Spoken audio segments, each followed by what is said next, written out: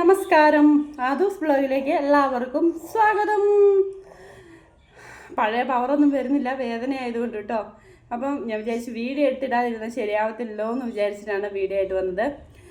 എല്ലാവരും ചോദിക്കുന്നുണ്ട്, സൗമ്യയ്ക്ക് എങ്ങനെയുണ്ട്, കുറഞ്ഞോ എന്നൊക്കെ വിളിച്ച് ചോദിക്കുന്നുണ്ട്. അപ്പം കുറേ പേരോട് ഞാൻ മറുപടി കൊടുത്തിട്ടുണ്ട്, വാട്സപ്പിൽ തന്നെ മറുപടി കൊടുത്തിട്ടുണ്ട്. കുറേ പേർക്ക് അറിയാനൊരിതുണ്ട് കേട്ടോ. അപ്പോൾ അതേ ആദൂട്ടി ഇതേ ഇവിടെയുണ്ട്. ആദൂട്ടി ഇച്ചിരി നന്നായിട്ട് ക്ഷീണിച്ചൊക്കെ പോയിട്ടോ. എനിക്ക് നോക്കാൻ പറ്റാത്തൊരവസ്ഥയിലേക്ക് കാര്യങ്ങളെത്തി.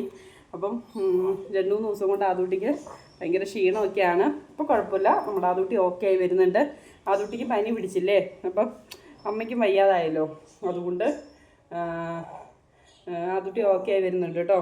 അപ്പോൾ ഞാൻ പറഞ്ഞില്ലായിരുന്നോ എനിക്ക് നടുവിന് വേദന, പ്രതീക്ഷിക്കാതെ എനിക്ക് നടുവിനൊരു വേദന വന്നാണ്. പെട്ടെന്ന് ഞാനൊരു ബക്കറ്റ് ഈ കയ്യിലും പിടിച്ചു, ഒരു ബക്കറ്റ് ഈ കയ്യിലും പിടിച്ചു. അപ്പം അങ്ങനെ 2 ബക്കറ്റ് വെള്ളം തൂക്കി പിടിച്ച് ഫ്രണ്ട് ഒന്ന് തേച്ച് കഴുകിയായിരുന്നേ. കഴുകിയൊക്കെ കഴിഞ്ഞ് കഴിഞ്ഞപ്പോഴാണ് എനിക്ക് പെട്ടെന്ന് വേദന വന്നത്. അപ്പം ഞാൻ പറഞ്ഞായിരുന്നു കൂട്ടുകാരോട് എല്ലാവരോടും, നമ്മളിവിടുത്തെ ഹോസ്പിറ്റലിൽ കൊണ്ടുപോയി കാണിച്ചപ്പോൾ ഡോക്ടർ ഡിസ്ക് കംപ്ലൈൻ്റ് ആണെന്നാണ് പറഞ്ഞത്. പക്ഷേ മരുന്നൊക്കെ തന്ന് വിട്ടെന്ന് ഞാൻ പറഞ്ഞായിരുന്നു, ആദ്യത്തെ വീഡിയോയിലുണ്ടായിരുന്നു കേട്ടോ. അപ്പം അത് കഴിഞ്ഞിട്ട് എനിക്ക് ആ മരുന്ന് കഴിച്ച് കഴിഞ്ഞപ്പോൾ അവിടുന്ന് ഇഞ്ചക്ഷൻ വെച്ച് കഴിഞ്ഞപ്പോൾ കുറച്ച് നേരത്തേക്ക് ഒരു വേദന കുറവ് വന്നിട്ടുണ്ടായിരുന്നു. ഒരു 2 ദിവസം വേദന കുറവ് വന്നു. പക്ഷേ അതിൻ്റെ ഡബിളായിട്ട് എനിക്ക് ഇന്നലെയും ഒക്കെ മിനിയാന്നൊക്കെ ഭയങ്കര വേദന, നിൽക്കാനും പറ്റുന്നില്ല, ഇരിക്കാനും പറ്റുന്നില്ല. വേദന എന്ന് പറഞ്ഞിട്ടുണ്ടെങ്കിൽ നമ്മൾ ചിലപ്പോൾ സ്വർഗം കണ്ടുപോകില്ലേ, അതുപോലത്തെ നടുവേദനയായിരുന്നു കേട്ടോ. അപ്പം പിന്നെ എനിക്ക് തോന്നി ഇവിടെ കാണിച്ചിട്ട് കാര്യമില്ല എന്ന് എനിക്ക് തോന്നി. എനിക്ക് ആദൂട്ടീനെ എടുക്കാൻ പറ്റുന്നില്ല. എനിക്ക് ആദൂട്ടീനെ നമ്മൾ പെട്ടെന്ന് ഇങ്ങനെ എടുക്കാതായി കഴിയുമ്പോഴത്തേക്കും എനിക്കൊരു ഭയങ്കര വിഷമമാണ്. എനിക്ക് ആദൂട്ടിയുടെ കാര്യം ചെയ്യാൻ പറ്റുന്നില്ല, ആദൂനെ നോക്കാൻ പറ്റുന്നില്ല. അപ്പോൾ എനിക്ക് എന്നോട് തന്നെ ദേഷ്യം തോന്നുവാണ്. ആദൂട്ടിയുടെ കാര്യങ്ങളൊന്നും എനിക്ക് ചെയ്യാൻ പറ്റാത്തൊരവസ്ഥ എന്നൊക്കെ പറഞ്ഞിട്ടുണ്ടെങ്കിൽ ഒക്കെ എൻ്റെ മരണത്തിന് തുല്യമാണ് കേട്ടോ. അങ്ങനെ ഭയങ്കര വിഷമം എന്ന് പറഞ്ഞാൽ എനിക്ക് കൊച്ചിൻ്റെ കാര്യം പെൻഡിങ് ആവുന്നത്രോ ഒരു വിഷമം വേറെ ഒന്നുമില്ല. വേദന എന്ന് പറഞ്ഞാൽ 3-4 ദിവസം രാത്രി ഉറങ്ങാൻ പറ്റിയിട്ടില്ലേ. എൻ്റെ ഇന്നലെ രാവിലെ നമ്മൾ ഇവിടെ അടുത്തൊരു ഹോസ്പിറ്റലിൽ, പ്രൈവറ്റ് ആശുപത്രി ഉണ്ട്, അവിടെ പോയി ഡോക്ടർ ബുക്ക് ചെയ്തു. പോയി പറ്റുന്നില്ല, തീരെ പറ്റാതെയാണ് പോകുന്നത്. ഓട്ടോയിൽ പോകാൻ പറ്റിയില്ല. ഓട്ടോയിൽ പോയിട്ടുണ്ടെങ്കിൽ കുലുങ്ങുമ്പോൾ വേദന. എന്നിട്ട് നമ്മൾ ഇവിടെ പോയി ബസ്സിനാണ് പോയത്. അവിടെ ചെന്നിട്ട് എനിക്ക് നടക്കാനൊന്നും ഒരു പൊടി പറ്റുന്നില്ല കേട്ടോ. അങ്ങനെ അവിടെ ചെന്നിറങ്ങി നമ്മൾ ഡോക്ടറെ കാണുവാണ്. ഡോക്ടറെ കണ്ടു കഴിഞ്ഞപ്പം ഡോക്ടർ എക്സ്റേ എടുത്തിട്ടുണ്ടായിരുന്നല്ലോ, അത് കൊടുത്തു പറഞ്ഞ ഡോക്ടർ പറഞ്ഞു.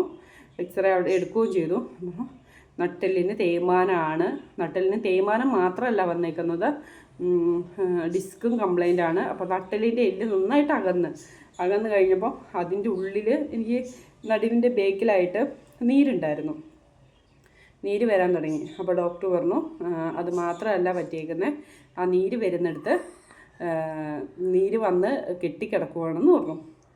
അതുകൊണ്ടാണ് വേദന പോകാത്തതെന്ന് പറഞ്ഞു. അപ്പോൾ നമ്മളിപ്പോൾ അത് കഴിഞ്ഞപ്പോൾ ഡോക്ടർ ഇങ്ങനെ സ്ക്രീനിലൊക്കെ വെച്ച് കാണിച്ചു കേട്ടോ. ഇതേ ഇന്നതുപോലെയൊക്കെയാണ് സംഭവം എന്നൊക്കെ പറഞ്ഞ് ഡോക്ടർ വെച്ച് നമ്മളെ കാണിച്ചു തന്നു. നടുവിൻ്റെ അകൽച്ചയും കാര്യങ്ങളൊക്കെ കാണിച്ചു തന്നു. അപ്പോൾ പറഞ്ഞേക്കുന്നത് ഒരാഴ്ച കംപ്ലീറ്റ് റെസ്റ്റാണ് പറഞ്ഞേക്കുന്നത്. ഒരാഴ്ച ഫുള്ളായിട്ട് റെസ്റ്റ് എടുക്കണം. അഥവാ റെസ്റ്റ് എടുക്കുമ്പോഴും നടുവേദന കുറഞ്ഞില്ല, പെട്ടെന്ന് വേദനയാണെങ്കിൽ അന്നേരം തന്നെ ഹോസ്പിറ്റലിൽ വരണം എന്ന് പറഞ്ഞു. എനിക്ക് ഒരടി കാല് വയ്ക്കാൻ പറ്റുന്നില്ല കേട്ടോ. ചില സമയം കണ്ണിക്കൂടിയൊക്കെ ഇങ്ങനെ വെള്ളം ഇങ്ങനെ ഒഴുകും വേദന കൊണ്ട്. അപ്പം ഒരാഴ്ച കംപ്ലീറ്റ് റെസ്റ്റാണ് പറഞ്ഞേക്കുന്നത്. ആ ഒരാഴ്ചേനിടയ്ക്ക് വേദന കുറഞ്ഞില്ലെങ്കിൽ, വേദന കൂടുവാണെങ്കിൽ പെട്ടെന്ന് തന്നെ ഹോസ്പിറ്റലിൽ ചെല്ലണം എന്ന് പറഞ്ഞു. പിന്നെ ആ ഒരാഴ്ചയ്ക്കുള്ളിൽ വേദന ഇതേപോലെ നിൽക്കുവാണെങ്കിൽ പോയി അഡ്മിറ്റ് ആകണം. അഡ്മിറ്റ് ആയിട്ട് ഇഞ്ചക്ഷൻ എടുത്തേ ഇത് കുറയ്ക്കാൻ പറ്റുള്ളൂ എന്ന് പറഞ്ഞു. അപ്പം അങ്ങനത്തെ ഒരു അവസ്ഥയിലാണ് നിൽക്കുന്നത്.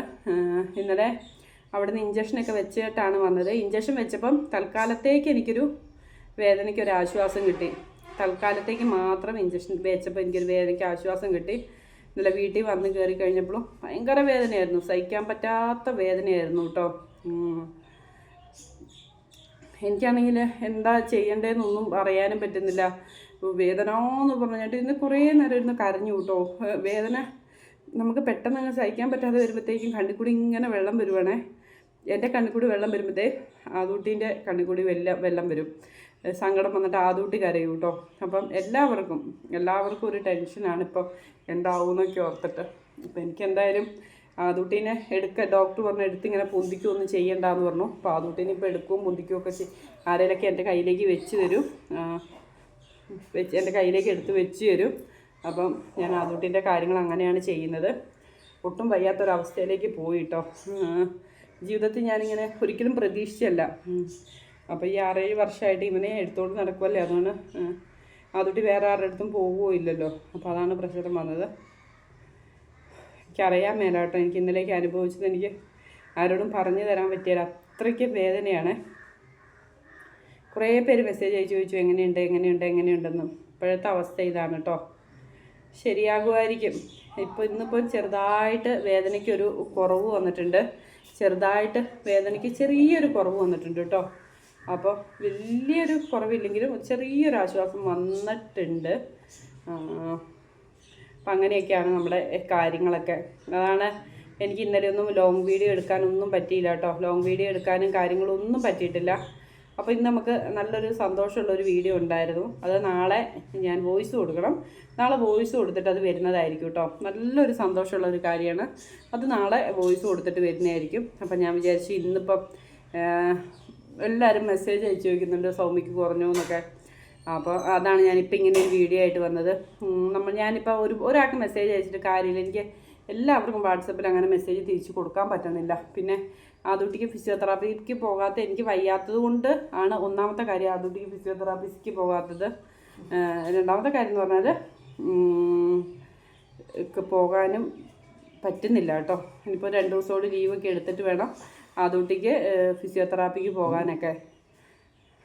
കഴിച്ചോ ഉണ്ണിക്കുട്ടൻ ചോറ് കഴിക്കട്ടെ എന്ന് വെച്ച് ഞാൻ അവരോട് ഇരുന്ന് കഴിക്കാൻ പറഞ്ഞത് കേട്ടോ. കഴിക്കേ. അപ്പോൾ ഇതൊക്കെയാണ് ഇപ്പോഴത്തെ വിശേഷങ്ങളും കാര്യങ്ങളൊക്കെ. സോനു ഉണ്ണിക്കുട്ടനും വേണം. നാളെ നല്ലൊരു അടിപൊളിയായിട്ടുള്ളൊരു വീഡിയോ ഉണ്ട്. ഉണ്ണിക്ക് സോനുവിനൊക്കെ സന്തോഷമുള്ളൊരു വീഡിയോ അല്ലേ നാളെ? യെസ്, പിന്നെന്താണ് സോനു.